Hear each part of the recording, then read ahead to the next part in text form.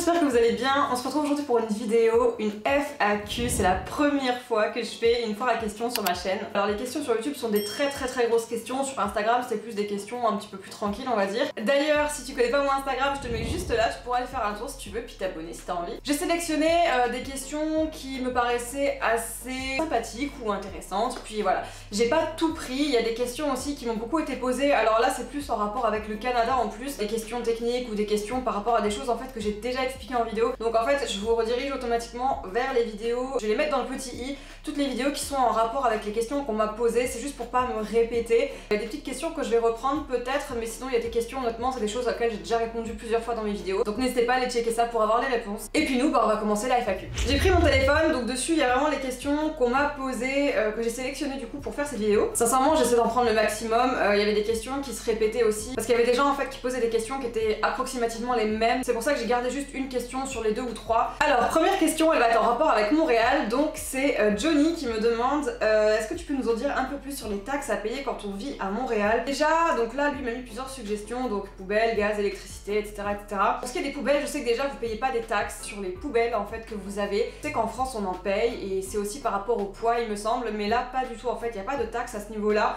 On paye pas, pareil, après vous allez payer l'électricité, donc tout ce qui est en rapport avec l'électricité, le chauffage, etc. Généralement c'est Hydro-Québec qui s'occupe de ça, mais faut savoir aussi que au Québec, en tout cas au Canada je crois, c'est même pas qu'au Québec, enfin il me semble, on paye pas l'eau. Ça veut dire que l'eau froide en fait vous la payez pas, vous allez payer l'eau quand elle va être chauffée, mais en fait c'est pas l'eau que vous payez, c'est l'électricité. Au niveau de l'immobilier vous payez pas de taxes, alors je parle évidemment là de location parce que c'est la chose que je connais. J'ai pas fait d'achat, je veux dire j'ai pas acheté de l'immobilier ici, de toute façon je ne peux pas parce que je ne suis pas résidente. Mais à savoir que pour tout ce qui est location, quand vous louez en fait un appartement à un propriétaire, il faut savoir que chaque année, si vous restez chez le même, que vous renouvelez votre bail, vous allez avoir un pourcentage de frais, en fait, de taxes à payer au propriétaire. Parce qu'en fait, tous les ans, ils disent que c'est un peu par rapport au coût de la vie, donc il y a une augmentation. Pour les impôts, ils sont moins chers qu'en France. Alors, j'y connais pas trop encore au niveau des impôts ici, mais je sais que c'est prélevé directement sur vos payes.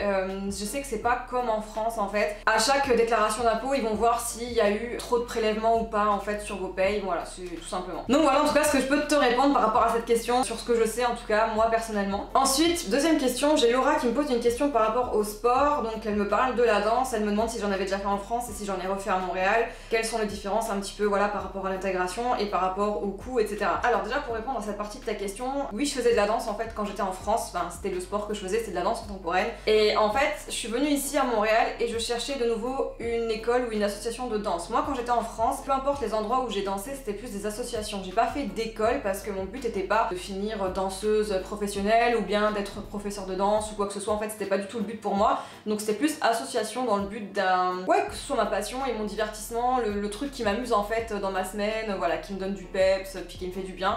C'était voilà, juste mon sport, tout simplement. Et j'ai vraiment voulu refaire ça à Montréal et c'est vrai que j'ai eu beaucoup de mal à trouver sincèrement parce qu'en fait j'arrivais pas à trouver vraiment ce genre comme les associations que j'avais en France de danse. C'était vraiment que des écoles et puis généralement quand c'est des écoles c'est vraiment que dans le but de devenir professionnel ou de te former, de faire augmenter ton niveau, ta technique, etc. C'est pas vraiment dans un but de loisir en fait, c'était une autre approche.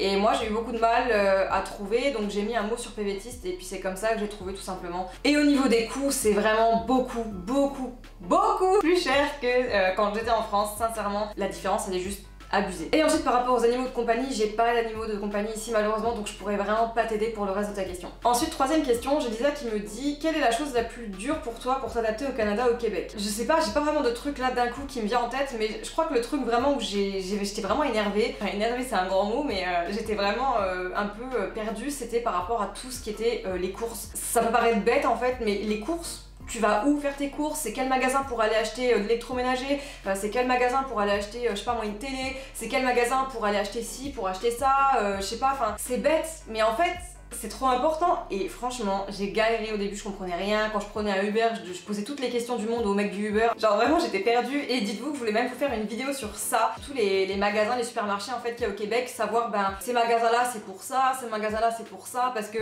ça peut paraître bête mais franchement j'ai galéré. Donc moi je dirais que l'adaptation là c'était vraiment ce truc là en fait, m'adapter avec tous ces changements, parce que l'alimentation c'est quand même un truc qui fait partie vraiment grave de ta vie. Tu sais, t'as l'habitude d'aller faire tes courses à tel et tel endroit endroit, enfin je sais qu'il y a des gens qui pourraient se dire ouais c'est bof, il y a pire comme décalage et tout, mais sincèrement là c'est le premier truc qui me vient en tête et ouais j'ai vraiment eu du mal. Pour vous dire, j'ai carrément fait une note au début dans mon téléphone, genre ça c'est pour ce genre de course, ça c'est pour ça, machin et tout, enfin ouais, bref. Ensuite, elle me demande donc quel serait le point positif et le point négatif du déménagement ici. Alors, le point positif, je dirais que c'est ce bol d'air frais que j'ai eu vraiment, donc je sais pas, d'être dans une grande ville, de rencontrer beaucoup de monde. En fait, j'ai l'impression d'avoir plus de vie sociale que j'avais avant, je sors beaucoup plus, je fais beaucoup plus de choses, alors que là, c'est l'hiver au Québec, qu'on soit très clair, il fait assez froid, les gens sont beaucoup plus casaniers qu'en été. Mais malgré ça, il y a toujours beaucoup de choses à faire. Je trouve que la ville, elle fait toujours en sorte qu'il y ait des événements et tout. Il y a un truc que j'aime beaucoup et j'ai l'impression de reprendre un second souffle ici, vraiment. Le point négatif du déménagement, là, sincèrement, ouais, c'est mes copines, c'est ma famille, parce que forcément, là, pareil, je vous dis, je sors beaucoup plus qu'avant et tout, mais voilà, sortir avec mes copines, c'est sûr que ça me manque. Ensuite, elle me dit comment sont réparties les saisons, parce que bon, le froid fait peur. Comme je vous l'ai dit, je vous ai fait une vidéo sur Montréal en hiver pour elle, elle a checké. Ouais, le froid fait peur, mais franchement, ça va. Il y a des jours où vraiment il faisait super froid et je dis pas hein, si vous restez une heure comme ça dehors, ouais vous allez vous les cailler au bout d'un moment même si vous avez mis 4 couches de vêtements, mais après là toutes les fois où j'ai dû aller travailler, prendre les transports, marcher jusqu'au métro etc, ça m'a pas trop marqué là. Je dirais que là où même je me rends compte des fois qu'il fait très froid, parce que des fois je me rends pas spécialement compte, c'est assez trompeur dehors, il y a beaucoup de soleil et tout, le ciel est bleu, mais c'est quand en fait je prends mon téléphone pour changer de musique ou tu sais faire un truc. Et en fait, j'ai pas de gants, je suis très intelligente, je sais. Et en fait, au bout de 3 secondes, j'ai les mains qui sont gelées. Et après, sinon, pour le reste de la répartition des saisons, je dirais que c'est assez normal. Dans le sens où vous avez vraiment un hiver, un automne, un printemps et un été. L'été il fait super chaud, vraiment c'est des 30-40 degrés, c'est la canicule. Donc les saisons, moi je trouve qu'elles sont hyper bien réparties, c'est vraiment 4 saisons quoi. Ensuite au niveau du sport, c'est un peu, voilà, il y a un petit peu de tous les sports. Le football comme nous on l'appelle chez nous, chez eux c'est le soccer en fait, c'est comme aux États-Unis c'est la même chose. Eux sinon le sport vraiment ça va être le hockey. Je sais qu'il y a un truc aussi, c'est le curling je crois. C'est pareil, c'est sur la glace, mais sinon ouais je dirais que c'est vraiment ça. Puis il y a aussi pas mal de basket. Franchement, c'est un peu comme aux États-Unis si vous voulez juste vous faire une idée. Ensuite, pour les salles de musculation, je ne suis pas une grande fan de la salle de sport, je n'en sais rien, je ne pourrais pas t'aider. Par contre, je peux répondre à ta dernière question, comment j'envisage mon avenir ici ou ailleurs. Alors déjà, je sais pas, j'ai jamais réussi à me projeter. Quand on me posait la question, ouais, tu te vois où dans 10 ans, tu te vois où dans 5 ans, j'ai jamais su répondre, non pas parce que je suis pas ambitieuse, ça n'a rien à voir, c'est juste qu'en fait, je veux pas planifier mon avenir et ma vie parce que je sais pas du tout de quoi sera fait demain. Je sais pas du tout si demain j'aurai une opportunité qui va changer ma vie. Je préfère juste vivre au jour le jour, voir à chaque fois comment les choses évoluent, mais comment j'envisage mon avenir entre guillemets, déjà je sais pas si je l'envisagerai forcément ici au Québec, je sais pas si je vais rester ici toute ma vie sincèrement, j'en sais rien, peut-être pas du tout, peut-être qu'en fait dans 5-10 ans je vais partir ailleurs dans un autre pays, peut-être que je sais pas, bon, je sais que je ne retournerai pas en France, sauf si j'ai pas le choix, mais voilà, je sais pas du tout où je finirai, donc je verrai bien où le vent me mène. Ensuite j'ai une question de F. Bujna, je sais pas si je prononce correctement ton pseudo, je suis désolée. Alors cette région là je la connais pas donc je pourrais pas trop t'aider à ce niveau là. Est-ce que les études sont mieux que celles en France?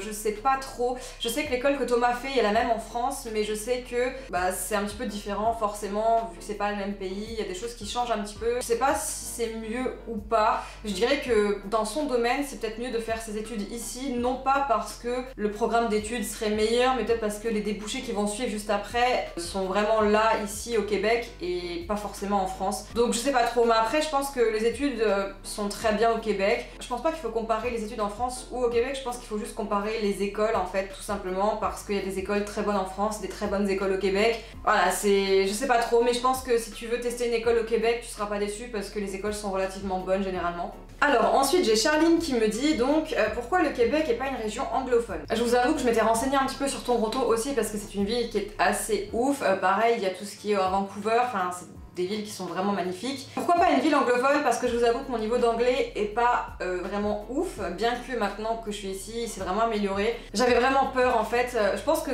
quand tu changes de pays, c'est déjà pas facile, mais alors en plus si tu parles pas la langue du pays, c'est peut-être encore moins facile. J'avais pas envie de me mettre trop de bâtons dans les roues non plus, donc je me suis dit si tu le sens pas toi dans une autre langue, privilégie peut-être la province où ça parle français, c'est peut-être mieux pour toi. Puis honnêtement ouais, je me suis dit que je préférais faire ça comme ça. Je pense que c'était plus rassurant pour moi aussi de faire ça parce que voilà, si j'avais eu un bon niveau d'anglais, peut-être que mon choix aurait été différent. Mais là en l'occurrence, vu le niveau catastrophique d'anglais que j'avais à la base, ouais non. Par rapport à ta deuxième question, le budget, préparation, déménagement, installation, etc. J'ai fait des vidéos en fait à ce sujet-là. Et en fait dans la vidéo ou même dans les commentaires de ces vidéos là, j'ai essayé de répondre au maximum. Là maintenant tu vois à chaud, j'arriverai même plus à te dire combien ça m'a coûté au total, mais ça m'a quand même coûté une certaine somme. Et ensuite la dernière question, bah est-ce que je ressens une atmosphère qui est différente par rapport au comportement des gens, etc. et par rapport à la France du coup? Oui, complètement. Faut pas croire, hein, des gens ici qui sont cons, et il y en a.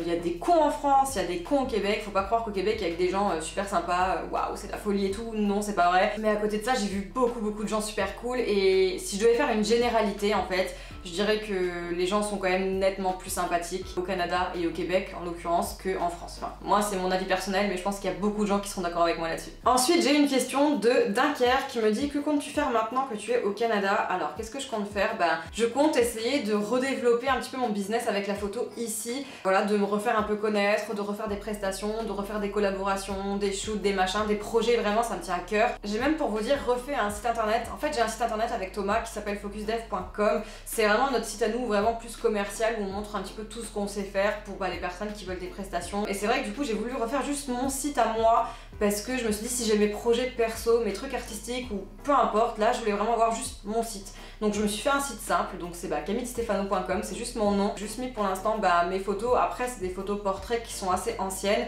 et maintenant que je suis ici à Montréal, j'ai vraiment envie de renouveler tout mon portfolio parce que je me dis que c'est grave l'occasion. Puis avec le printemps qui arrive et tout, Montréal ça va être magnifique, j'ai vraiment envie de faire plein de photos dans la ville en plus, donc ouais. Je pense que là tout de suite c'est ça que j'ai envie de faire ici, développer vraiment mon avenir professionnel dans cette ville et essayer de faire quelque chose de cool. Ensuite j'ai Grégory Coiffeur qui me dit est-ce que tu ferais des workshops photos sur Montréal? Je pense qu'on peut organiser des choses, c'est comme le café photo que j'ai envie de faire. En fait ça m'a fait repenser, il y a un ami à moi, enfin c'est plus un ami de Thomas, mon copain, qui est photographe, un très bon photographe, qui en fait lui organisait ce genre de choses en France, donc dans le Grand Est.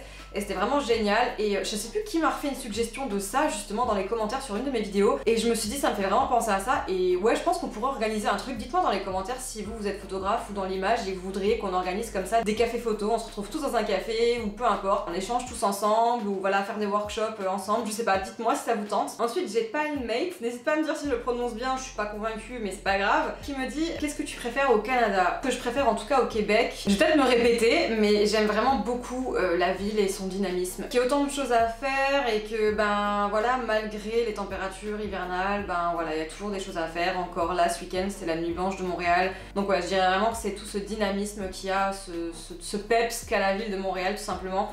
Et sinon les paysages naturels de tous les parcs qu'on a autour aussi. C'est toujours compliqué de sélectionner une chose qu'on préfère par rapport au reste alors qu'en fait il y a plein de choses vraiment cool et vraiment belles ici, donc ouais c'est toujours un peu dur de choisir mais je dirais que c'est ça. Ensuite j'ai Mathilde DN qui me dit à partir d'avril est-ce que le temps sera meilleur à Montréal? Disons que en avril, déjà, t'as cette période un petit peu relou. Alors moi, je l'ai pas encore vécu, donc je vais adorer, je pense.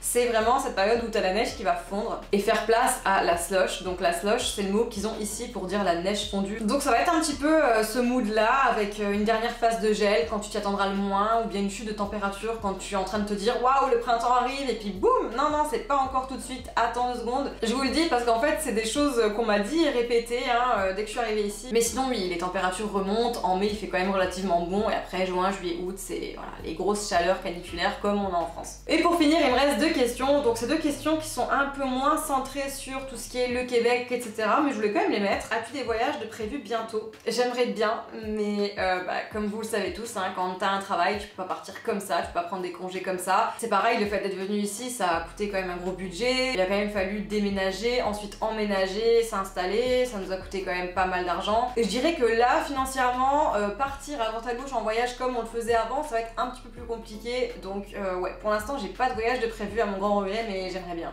Et dernière question, j'ai Commodori qui me dit est-ce que tu as des conseils pour réussir à trouver du travail dans la photo car il y a peu de débouchés? Oui, effectivement, il y a peu de débouchés. Donc déjà, si tu veux trouver un travail dans la photo, que ce soit en boutique, auprès d'un autre photographe, travailler pour quelqu'un ou autre, déjà il n'y a pas beaucoup de débouchés. Là je parle en tout cas en France, je sais que là ici au Québec, à Montréal, c'est un petit peu différent sincèrement. Je trouve qu'il y a beaucoup plus d'opportunités, beaucoup plus de choses. C'est vraiment pour ça aussi que ça m'intéressait de venir ici. Mais sinon pour en revenir à la France, parce que je pense que tu habites en France, si je me me trompe pas. Bah c'est très compliqué, moi j'ai vraiment eu du mal, rien que quand je faisais mon école de photo pour trouver des stages, c'était vraiment délicat. La meilleure chose à faire, je pense, et là encore c'est quelque chose de toujours très compliqué, c'est de se lancer soi-même et de faire son auto-entreprise pour commencer, parce qu'en fait honnêtement, travailler pour quelqu'un, au-delà du fait que c'est déjà compliqué de trouver une entreprise, mais si tu trouves une entreprise, si tu as envie de t'épanouir et de faire vraiment les photos comme toi t'as envie de les faire, ou de travailler de ta manière, ou je ne sais quoi, ben quand tu travailles pour un photographe, ben c'est pas vraiment l'idéal dans le sens où tu pourras pas vraiment t'exprimer toi artistiquement, tu vas devoir être vraiment bridé par rapport à ce que l'autre personne attend de toi. C'est pas forcément le meilleur truc, enfin après c'est mon point de vue, tu vois, moi je sais que quand je travaillais pour une photographe, c'était pas, voilà, fallait faire selon ses critères, fallait faire selon ses techniques de travail, voilà. Disons que t'es un peu bridé à ce niveau-là, mais après je te dirais que pour répondre vraiment à ta question,